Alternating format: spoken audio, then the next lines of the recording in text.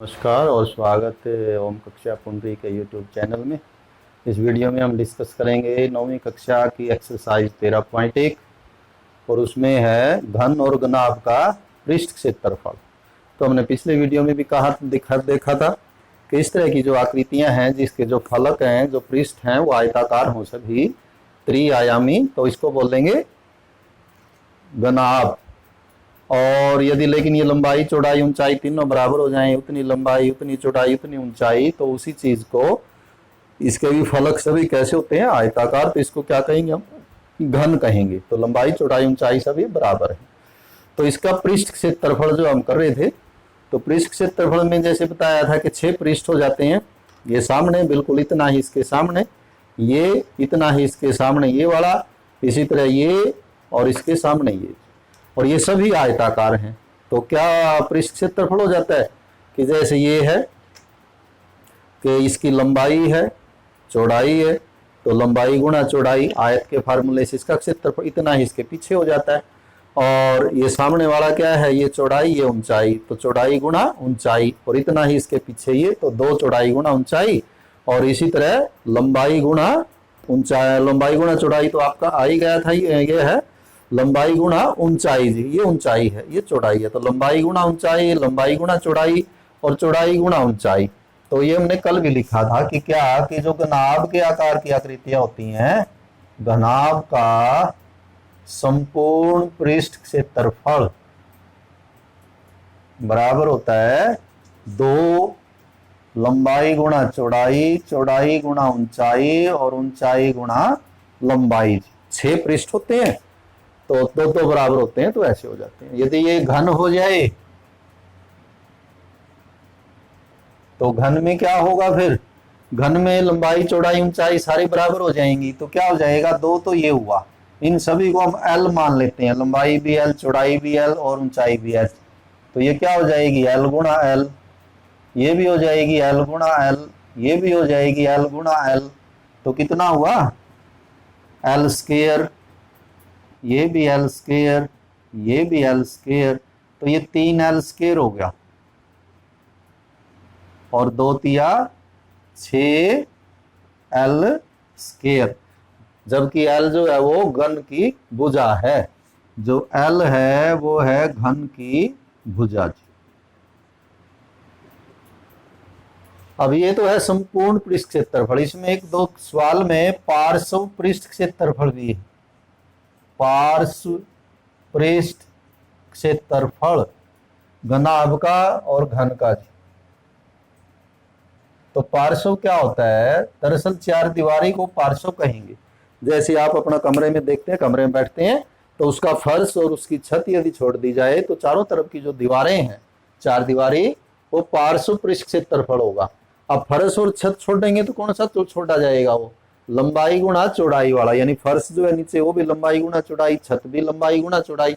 तो ये शुरू वाले यदि छोड़ दें 2 एल बी, तो बाकी जो रह जाएगा आपका वो क्या बचेगा? 2 बी एच जमा एच एल। तो ये कहलाएगा पार्श्व पृष्ठ क्षेत्रफल।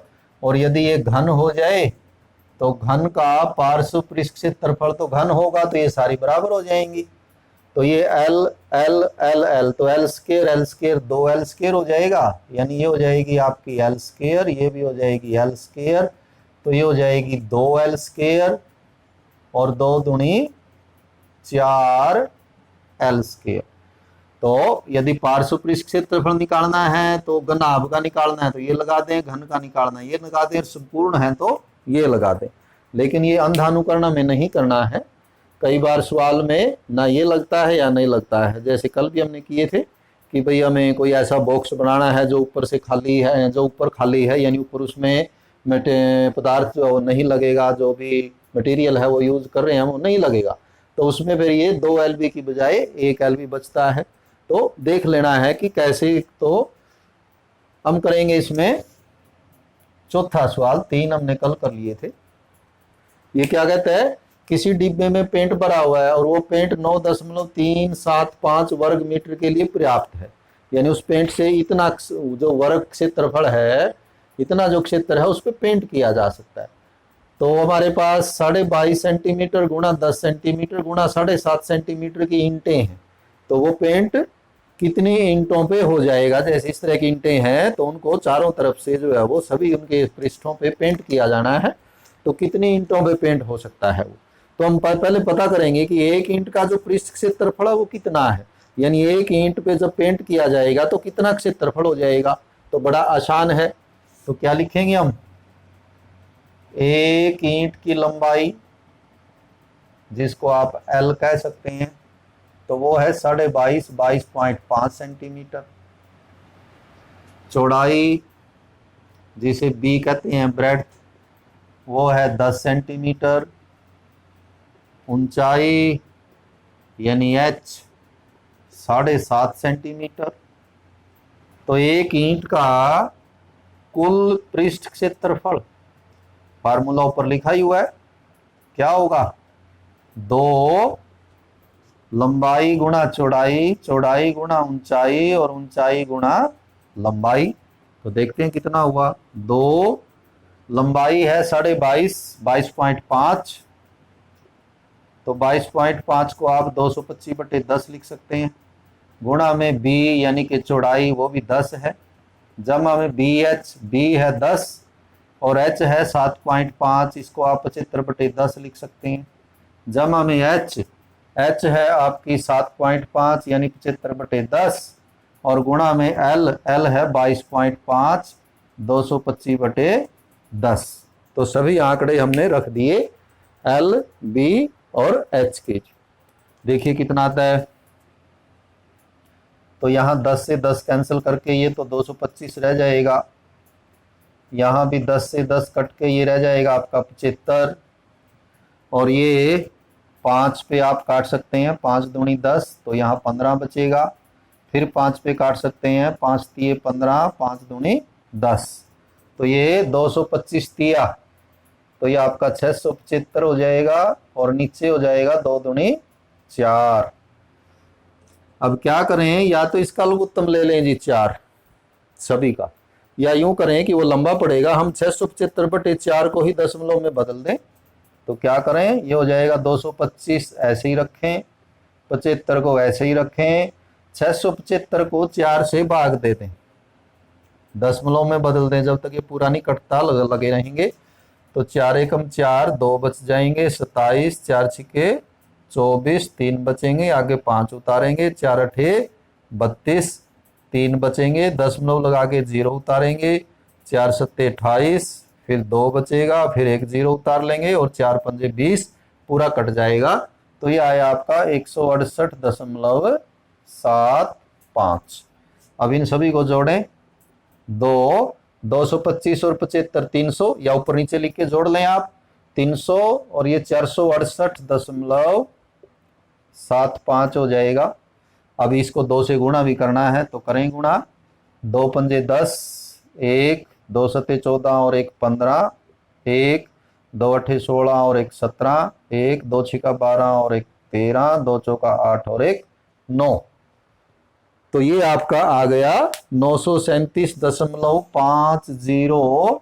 अब इस दशमलव के बाद आखिरी 0 का कोई फायदा भी नहीं है लिखने का, तो 937.50 ये घन सेंटीमीटर है, वर्ग सेंटीमीटर आया जी, वर्ग सेंटीमीटर।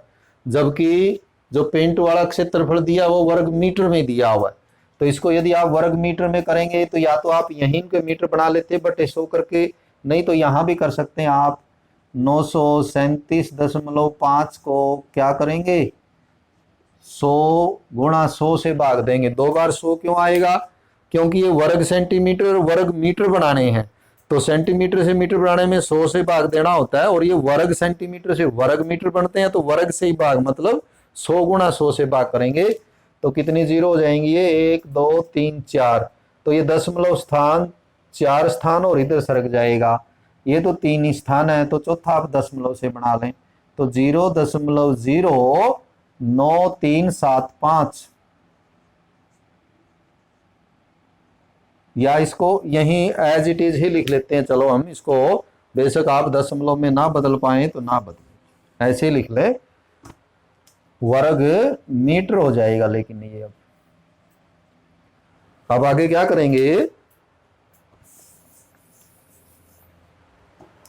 तो ये था 1 ईंट का।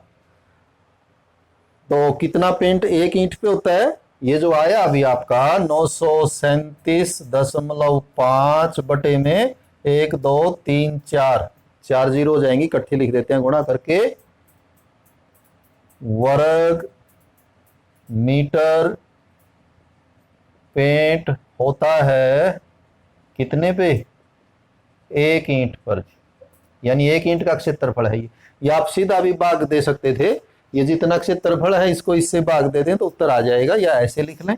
फिर हम लिखेंगे 1 वर्ग मीटर पेंट होता है, ये रकम नीचे आ जाएगी 1 बटे में, तो आप यूं भी कह सकते हैं 1 बटे 937.5, और ये जो 10,000 है ये ऊपर चला जाएगा, और फिर आ जाएगा कि पेंट कितना है 9.375 वर्ग मीटर पेंट होगा बराबर कितनी ईंटों पे, देखते हैं। तो ये लिखेंगे 10,000 बटे 937.5 गुणा में 9.375, दशमलव हटा लेते हैं हम, तो ये हो जाएगा 10,000 बटे में 9,375, इसमें एक स्थान है तो एक 10 आ जाएगा जी, ये हो जाएगा 9,375, और कितने हैं 3 दशमलव स्थान है इसके बाद, तो 1,000 आ जाएगा। तो देखिए कितने कटेंगे, 9,375 से 9,375 पूरा ही कट जाएगा, 1 जीरो ये काट दें और 2 जीरो ये काट दें, तो हमारे पास बचेगा 100 ईंटें, यानी कि ये जो पेंट है वो पूरा पूरा 100 ईंटों पे हो जाएगा, या 100 ईंटों पे को रंगीन कर देगा, रंग इतनी ईंटों पे किया जा सकता है। तो बड़ा आसान है, क्या किया हमने, 1 ईंट की लंबाई चौड़ाई ऊंचाई लेके उसका कुल पृष्ठ क्षेत्रफल निकाला, वो ये आया। फिर क्या कहना है, बस इसको कि इसने जो ये दिया हुआ उसको इससे भाग करना है, सीधा भी कर सकते हैं आप, यूं लिखना चाहें यूं भी लिख सकते हैं। तो ये चौथा सवाल था। पांचवा देखिए, पांचवें में एक घन भी दिया हुआ और एक घनाभ भी दिया हुआ है, दोनों दिए हुए हैं। पांचवें सवाल में घन भी दिया है, जैसे हम पहले देख रहे थे कि इस तरह की आकृति घनाभ, और यदि इस तरह की आकृति है यूं तो ये हो जाएगा घन। तो दोनों है इसमें, क्या कहता है, एक घनाकार है, यानी घन है, घनाकार डिब्बा, उसका किनारा तो है 10 सेंटीमीटर, क्योंकि घन में तो घन की एक भुजाई होती है, लंबाई चौड़ाई ऊंचाई तीनों बराबर होती हैं, तो तीनों 10-10 हैं। और एक घनाभकार डिब्बा है, उसकी जो विमाएं हैं वो 12.5, 10 और 8 हैं। तो आपको ये सवाल है, किस डिब्बे का पार्श्व पृष्ठ क्षेत्रफल अधिक है, इन दोनों डिब्बों में से किसका पार्श्व पृष्ठ क्षेत्रफल ज्यादा होगा। तो ये पार्श्व जो है ये और ये पार्श्व पृष्ठ क्षेत्रफल कहलाएगा। वैसे इधर फार्मूले भी लिखे हुए हैं।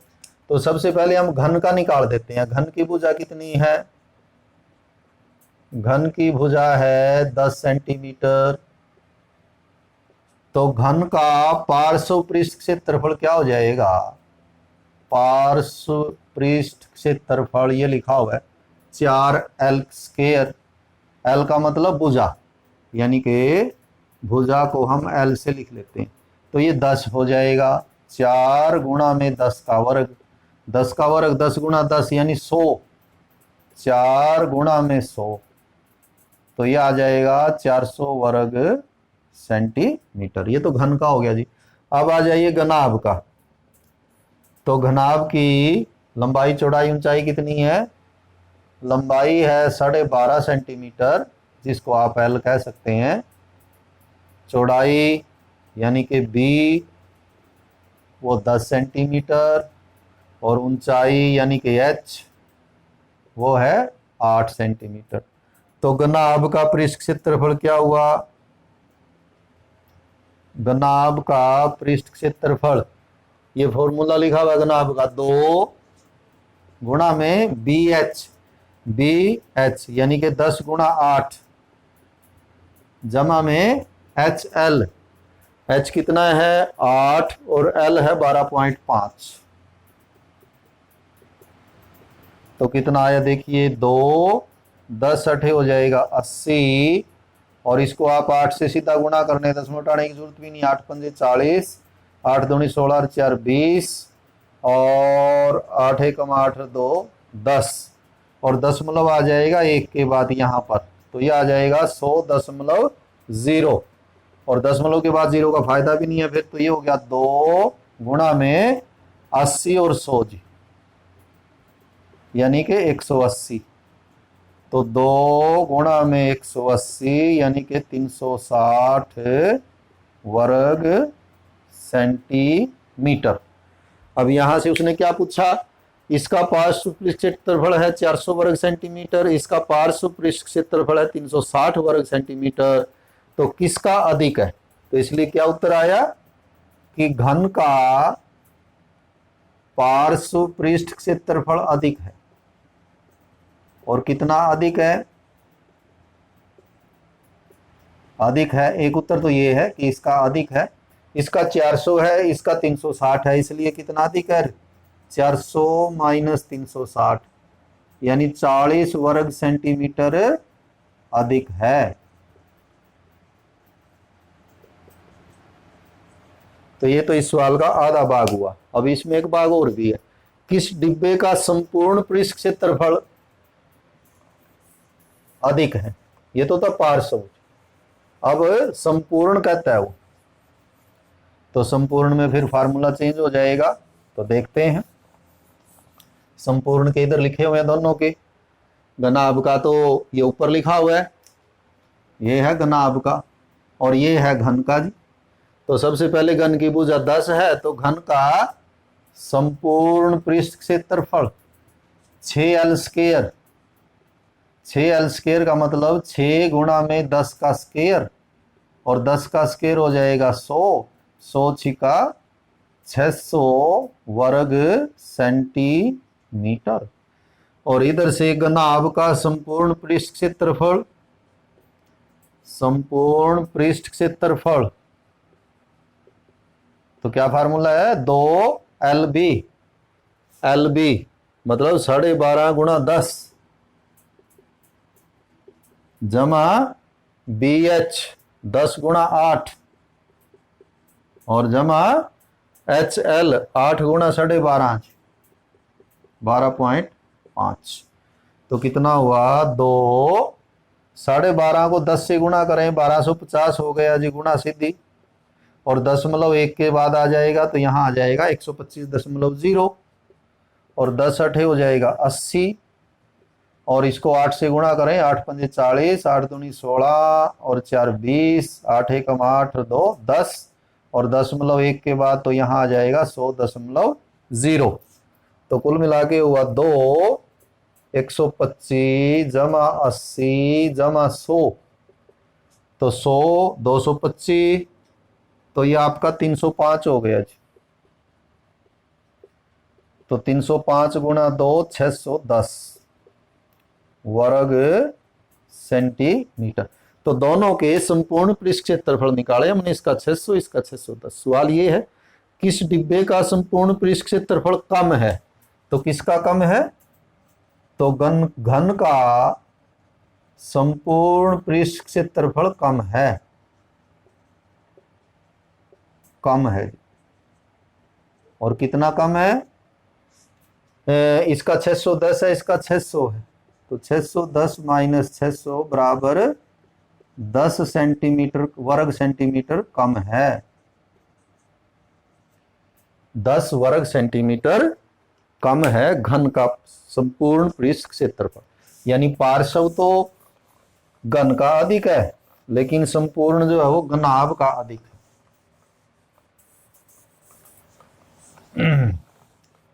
छठा सवाल है इसी तरह, बड़ा अच्छा है। ये कहता है कि एक 30 सेंटीमीटर गुणा 25 सेंटीमीटर गुणा 25 सेंटीमीटर का पौधा घर जो है वो शीशे से बनाया जाना है पूरी तरह से, नीचे जो फर्श है उसका वो भी बनाया जाना है शीशे से ही, चारों दीवारें और ऊपर जो है छत सभी शीशे से बनाया जाना है। तो उसमें प्रयुक्त शीशे की पट्टियों का क्षेत्रफल कितना होगा? तो कितनी पट्टियां लगेंगी उसमें क्षेत्रफल के हिसाब से? तो इसका मतलब ये घनाभ का संपूर्ण पृष्ठ क्षेत्रफल निकाल दें, क्योंकि 6 के 6 फलक कहता है वो बनेंगे, फर्श भी बनेगा, नीचे छत भी बनेगी, चारों तरफ से शीशे से जो उसको कवर करना है। तो इसलिए जो घनाभाकार पौधाघर है उसकी जो लंबाई है, पौधाघर की लंबाई L वो है आपकी 30 मीटर, चौड़ाई यानी कि B 25 मीटर और ऊंचाई यानी कि H ये भी 25 मीटर। इसलिए पौधाघर का संपूर्ण पृष्ठ क्षेत्रफल निकाल दें, वही उत्तर होगा जी। संपूर्ण पृष्ठ क्षेत्रफल बराबर 2 गुणा में LB यानी 30 गुणा 25, BH 25 गुणा 25 और HL 25 गुणा 30। तो ये हो जाएगा 2, 25 तिया 75 750, 25 25 625 और 25 तिया 75 750। तो 2 गुणा 750 750 1500 और 6 2125। तो 21 25 दूनी हो गया जी आपका 4250 वर्ग सेंटीमीटर है जी ये।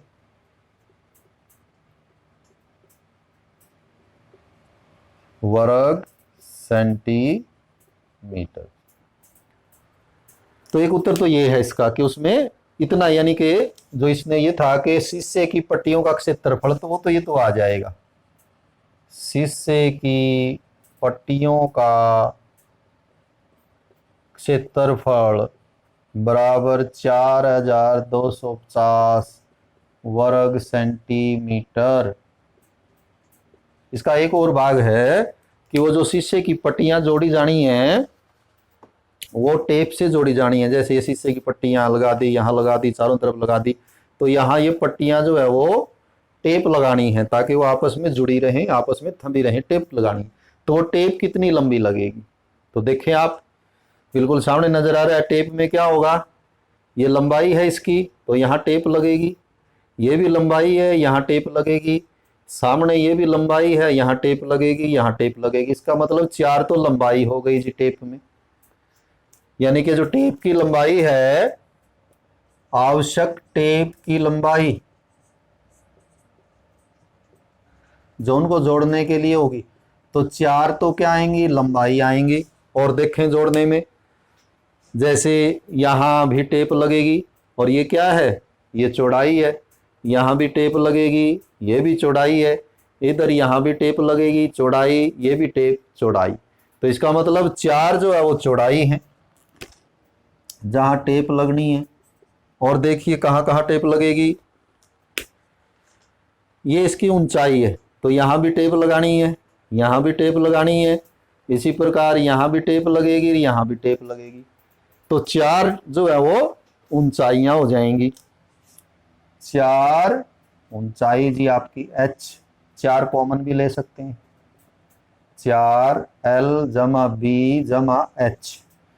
और देखिए L कितना है 30 25 25, 30 25 25, तो ये हो जाएगा 25 25 50 और 30 80, और 80 गुणा में 4 320, ये आएगा सेंटीमीटर,